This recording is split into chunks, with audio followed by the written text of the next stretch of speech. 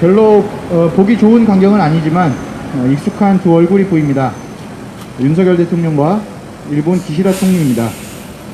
활짝 웃고 있는 저 모습만 보면 왜 이렇게 화가 나는지 모르겠습니다. 이 사진은 지난 21일 뉴욕에서 약식으로 진행된 한일 정상회담 때 찍혔습니다. 사진을 보시면 느끼시겠지만 회담이라기에는 어딘가 시원찮아 보입니다. 배경도 블라인드 쳐진 창문이라 정식적인 회담처럼 보이지는 않습니다. 회담 내용이라도 괜찮으면 모르겠지만 고작 30분간 약식으로 진행됐고 그마저도 비공개로 진행됐습니다.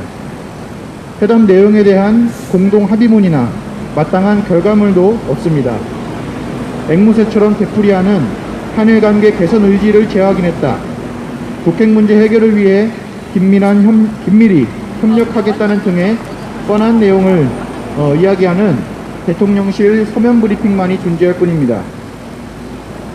이번 한일 정상회담을 평가해 보자면 윤석열 정부의 미국 추종 그리고 친일 4대의 행태가 여실히 드러난 대목이라 볼 수 있습니다. 모름지기 정상 간 회담이라면 양국이 해결해야 할 문제를 두고 협상이 오가거나 최소한의 문제 제기라도 있어야 합니다.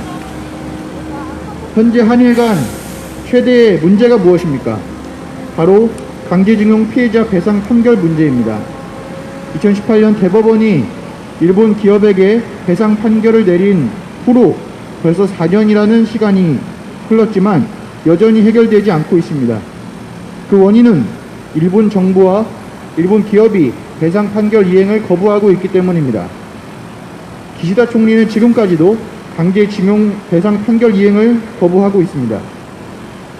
강제징용 피해자분들은 이미 많이 연로하셨고 하루라도 빨리 일본의 식민범죄에 대한 사죄 및 배상을 바라고 있습니다.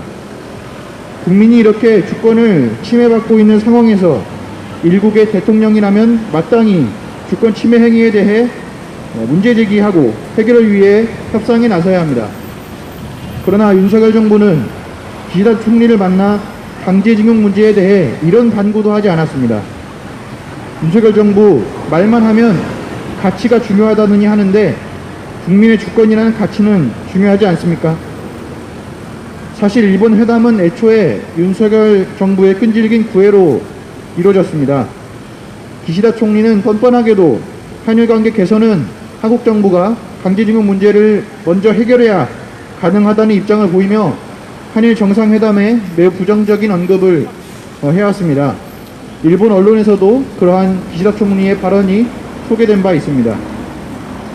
그러나 윤석열 정부는 굳이 만나기 싫다는 기시다가 있는 유엔 총회장 근처 빌딩에 찾아가 회담을 진행한 것입니다.